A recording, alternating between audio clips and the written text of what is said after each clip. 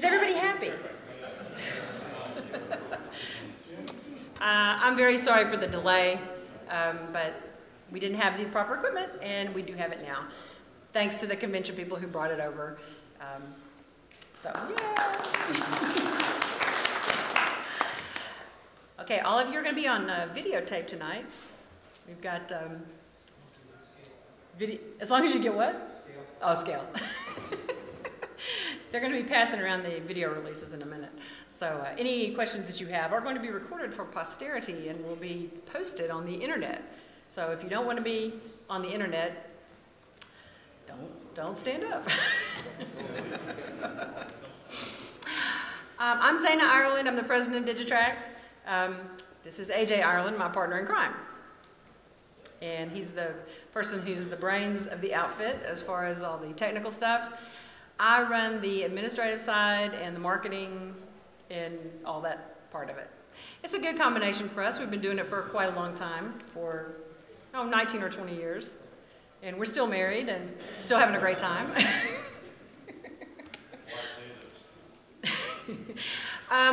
The Hawaiian shirts this year, everybody's saying, what's up with the Hawaiian shirts? Why do you guys have these shirts? Well, we moved to Florida 3 years ago, and everybody in Florida wears Hawaiian shirts. So, Rich, stand up, Rich. Show them your lovely Hawaiian shirt. Rich has been demanding for 3 years that we should have Hawaiian shirts. So, when I asked everybody if they had the appropriate attire for this show, everyone emailed back and said they needed a gray shirt of this size or a red shirt of that size. And Rich emailed back and said, I need a Hawaiian shirt. So, Rich and Marty work from Houston, so they're not in the office in Panama City every day. And they were scheduled for their periodic visit where they come in and we do things and prepare for shows like this. So we ordered these shirts. And when Rich and Marty came to the first meeting, everyone else in the room had on the shirt, except for them. And we told them that since they were not Florida employees, that they could not have a shirt. What a big pout there was. So thank you, Rich, for making us go tropical. Thank you. And we'll only be wearing these tonight for you guys' amusement. Tomorrow we'll be back in the regular grays in our serious persona.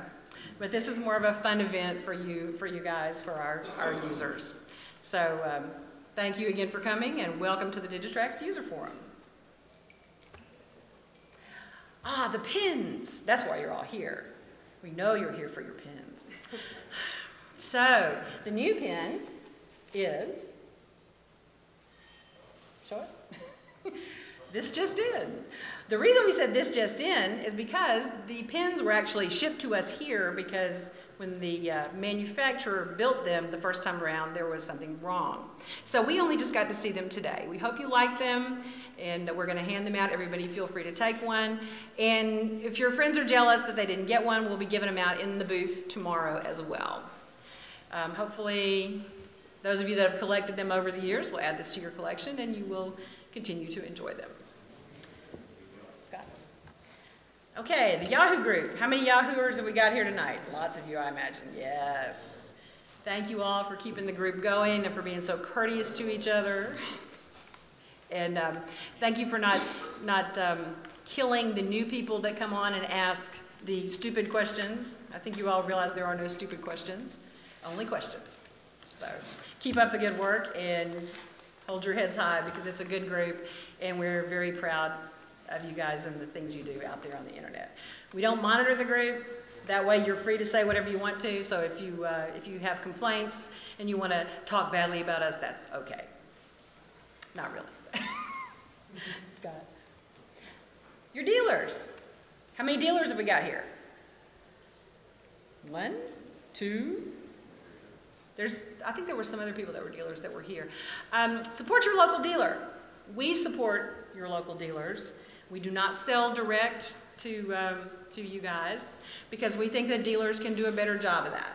They're on the ground with you every day and they are the people who can help you as your first line of questions when something doesn't go quite the way you expect.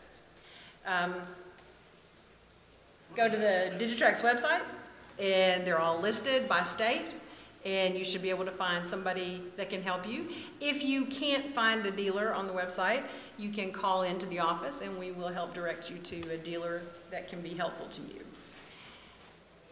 Many of the dealers now have PR3s in the shops so that they can download sound and some of the updates to the throttles and things that are coming out now. Those things are all available on our website, but a lot of people don't have PR3s that they own personally. A lot of clubs own them, and as a Christmas gift, we gave a lot of our dealers PR3s so they could have them in the stores to help you guys if you need to get downloads done. Next. Oh yeah, we moved 3 years ago. Why do I keep bringing this up? Because people keep calling the old phone number and sending things to the old address. August 1st, we will disconnect the old phone numbers in Norcross. So, up until now, those phone calls have been forwarded to us by remote call forwarding. But they've gotten down to a pretty low point. So we're going to go ahead after 3 years and disconnect those numbers. So if you call us and you get a message saying this number has been disconnected, please go to the website, look up the new phone number, and call us in Florida, where we are now and where we will remain. Okay? Where are we in Florida? Somebody was asking me this just a minute ago. Panama City, Florida, right there. We are on the central time zone. We get calls like this all the time. Why are you closed for lunch later in the day? Well, because we're an hour different from the East Coast. It's mostly East Coast callers that have that question.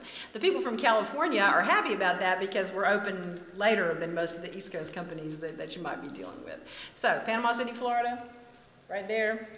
The next tropical depression, right there. It's headed our way.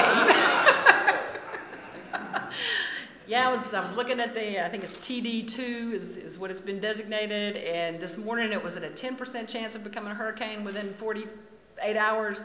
This afternoon it's up to 40%. So, but the good news is the track is taking it that way. So we'll get rained on. That's all right. We need the rain. We're having a terrible drought there. This is the facility that we moved into 3 years ago. There's a little house out in the front. That house was on the property when we bought it several years ago. And we tore down everything that was around it to build the building in the back. Let's see. Buddy, would you stand up? This is Buddy. He's from Panama City, one of the few model railroaders that are there. He goes by every day. And Buddy called our office in Norcross one day, and he said, I want to talk to the person who is building that building on Transmitter Road in Panama City. That would have been fine, except that our employees didn't know we were moving yet.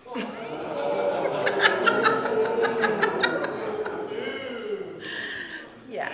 Thanks, buddy. We were within a week of making the announcement to the employees, and yeah, you wouldn't have want to heard what came out of my mouth that day. But since then, Buddy's become a very good friend. The Railroad Club is all Digitrax, of course, and he's built the most amazing helix. You need to ask him about it. These are some more scenes from the property. We've got palm trees out front. We're really into the tropical thing. This is a smoking shelter that we built for some of our smokers. And the ladies use this one. They call it the hen house. The guys smoke under the carport out front in the little house. I don't know why, but they just do. This is the outdoor conference room where we have break. We have break 2 times a day, of course, and lunch. And this is a nice place to sit outside and talk and plan for things to come. We get a lot of work done out here, believe it or not. Go ahead, Scott. This is the inside of the facility. This is the surface mount robot line all along there. And everything in here is parts storage, and then there are cubicles back here for the employees that are doing the handwork that goes into the products that we make for you. Go ahead. These are some of our smiling faces that work at Digitrax. I didn't have a chance to take pictures of everybody, but these are some of the people. Here are some more of the people. This is the head surface mount operator, and pictures of the surface mount machines. This is the wave machine where we solder the backs of the boards. This is our forklift. It does lots of good work for us. This is Dave, our tech support guy. Dave, where are you, Dave? Oh, Dave, stand up, Dave. This is the person that you usually talk to. Stand up, Dave. They want to see you. This is the tech support guy. Stand up, Rich. This is the other tech support guy.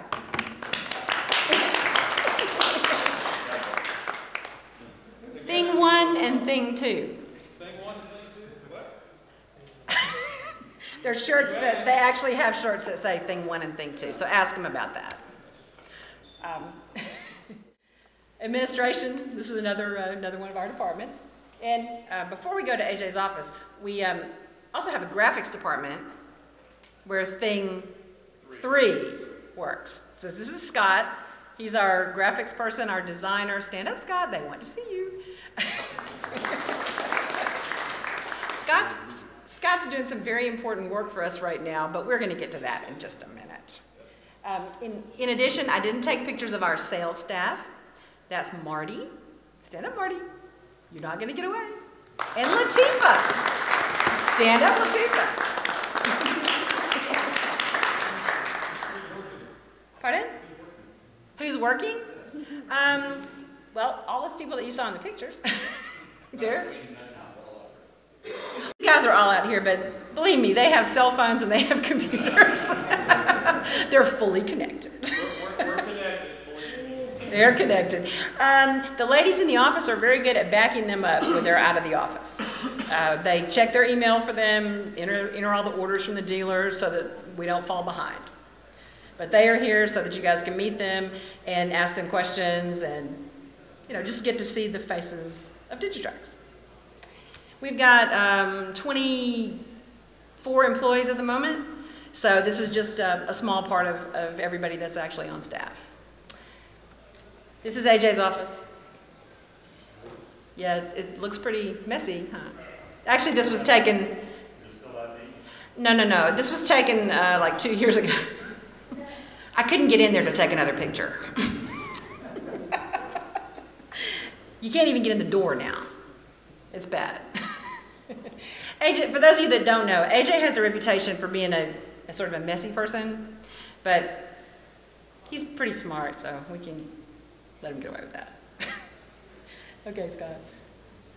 Okay, so what's happening in Panama City? This is the part where we talk about what happened in the past year as far as equipment acquisitions and what we have done to improve the plant and equipment for the business.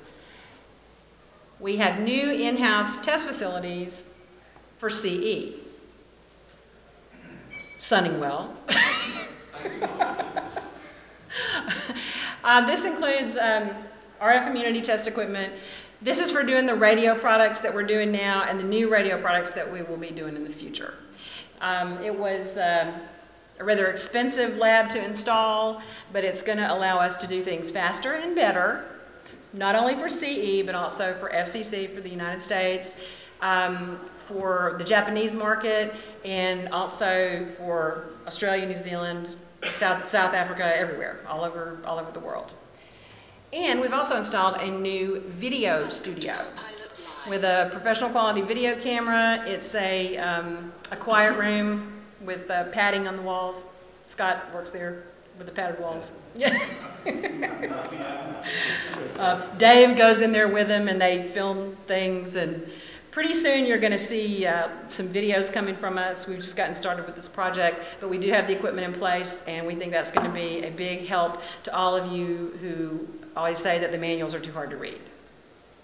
So, yay! Now under renovation, Digitrax.com. Look for some really exciting changes coming soon. We are completely redoing the website. The old one is still up right now, but we are within a month or two of launching the new site. So one day you're going to go on there, you're going to pop up, and you're going to see something that's totally new and improved. Something like this. It's a totally new format. We are redoing the tech support depot to make it more friendly. We're getting things linked up a little better, trying to tear out some of the dead wood that has accumulated over the many years that the current site has been in place. So, once the new site goes live, we're counting on all of you to send in your comments and suggestions, because we know that with as much information as we have on this site, we're going to miss something. So we're going to need you to help us get the new site filled in and make it useful to you guys. What else did we do this year? Duplex for the European Union and Japan. Now the EU has already started selling the Duplex, and Japan will start selling it within the next 3 weeks. It's already been shipped to them and they're writing the manuals. They have a challenge with converting from English to Japanese. It's not as easy as in Europe, where they can use the English manuals and most people can at least get by. So these are the new European products and Japanese products. These are the European versions. I didn't put the Japanese ones up. But this will let everybody around the world be able to use the Duplex radio. And Ted is now going to say, Thank you nicely. you're welcome. I wish we could have provided it sooner. Still having to translate the manuals for it? For the English people, yes. They speak a different version of English than Americans. And Canadians too, by the way. We're separated by a common language, you know. There's a book about that. Okay, what have we got next? Oh, what's coming at this show? Surround tracks from Soundtrax. How many of you have seen the demonstrations of the Surround Tracks product at a previous show? Okay, well, they're selling it at this show. They started selling it at the N-Scale National Convention a few weeks ago. We were there, and they sold several sets. And it sounds pretty good. It's pretty exciting. And the reason we're excited about it is all those many years ago when we started putting transponding and everything, everybody said, what is this for? Why do we need this? Well, surround tracks, that's why you need it. So, we're going to do a transponding refresher to remind everybody what transponding is, what it does, and how you can use it to implement the surround tracks technology if you choose to do so. And AJ's going to do this because you'll probably have some really technical questions, and he's the person who developed it, so he will be the best one to answer questions. The way, I don't know if any of you went to the Surround Tracks clinic yet. I know they gave one here. They put speakers around underneath the layout, and they use transponding to detect where a specific train is moving around the layout. And transponding lets them do that detection. So transponding underlies everything related to surround tracks. So we're going to have to switch presentations here to the other presentation, please.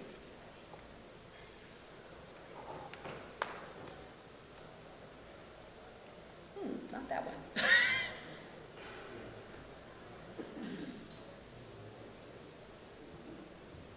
Transponding. Okay, we've been told that we can't move around because of the taping. So I'm going to have to switch places with AJ now. Keep going, you're doing fine. Okay, what's next? It's a lot of transponding stuff. I don't know how to do this. I'm a girl, you know.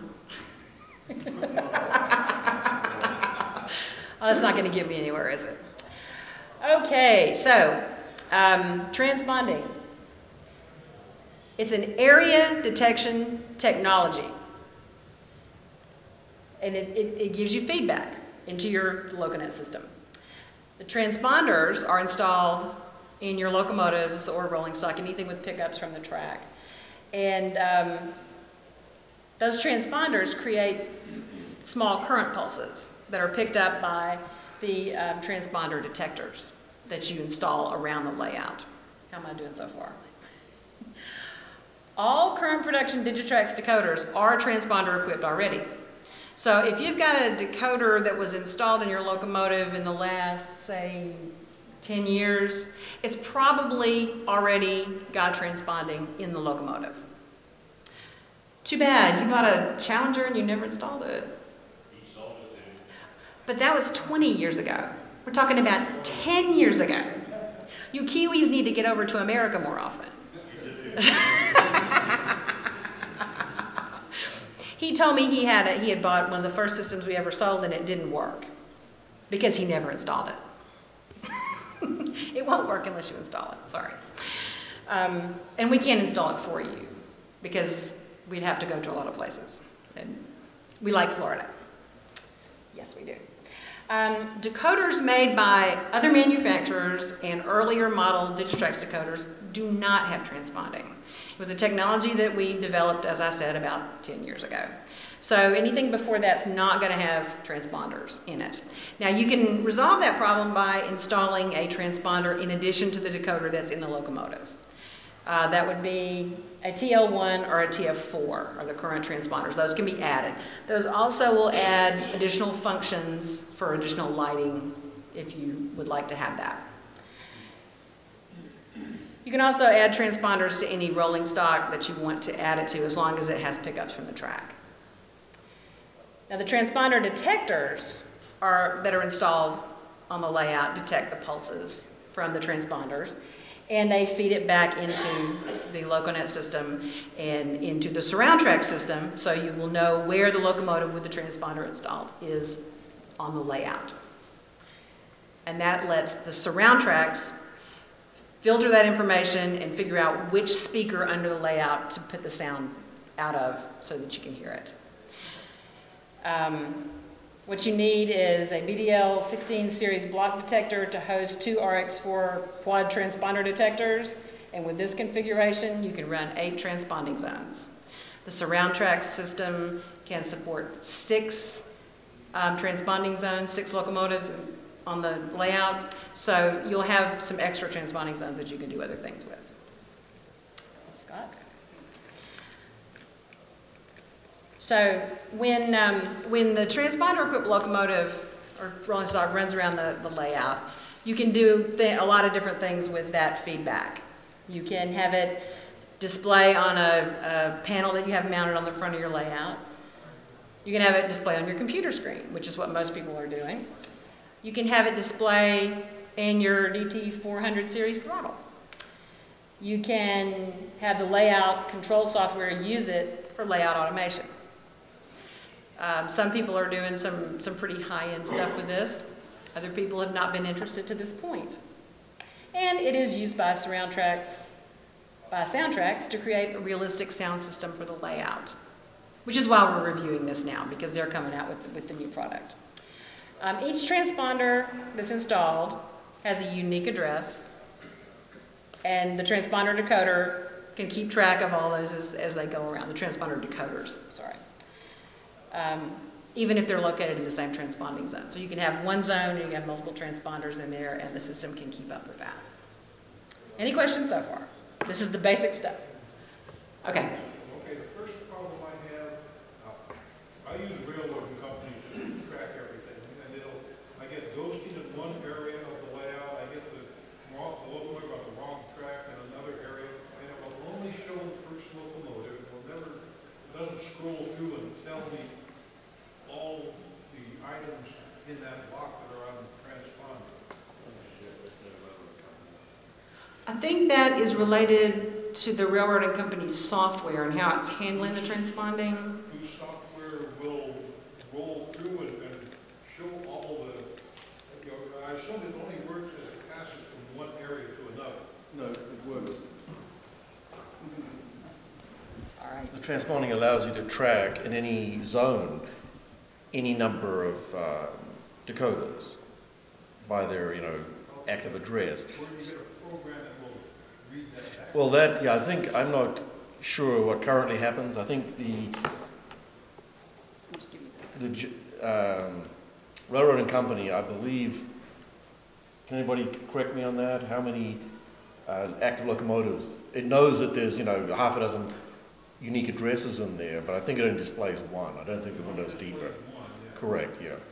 The other thing is you can get, if you bridge the transponder zones for a long time, the system will track all the transponders in both zones merged together until you break the current between the two track sections. So I have not gone twisted here. Would that solve some of the ghost? No, that would be where you bridge between active transponder zones. And you have the current, the locomotive metal wheels are connecting the two zones together. So now you have two sets of detectors correctly seeing transponding energy in both zones. So I see what you're trying to say you want to happen. Yeah. But I can't find anything to make it happen on my computer screen.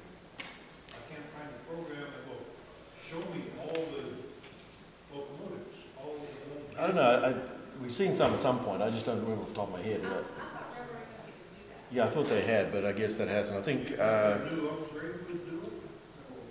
you know, Steve? How long since you upgraded? Mine's about 5 years old. Yeah, I think you ought to email Jürgen and ask him, because I believe you can show more. It's probably a user choice, how many active transponders you want to show in any track section, because you can get a very busy screen very quickly. I'll look at my version and see if it... Yeah, email Jürgen, he's pretty good about to get back. Do you know anything about that, Paul? I don't know anything about it. What about what you guys do? It does it. Okay.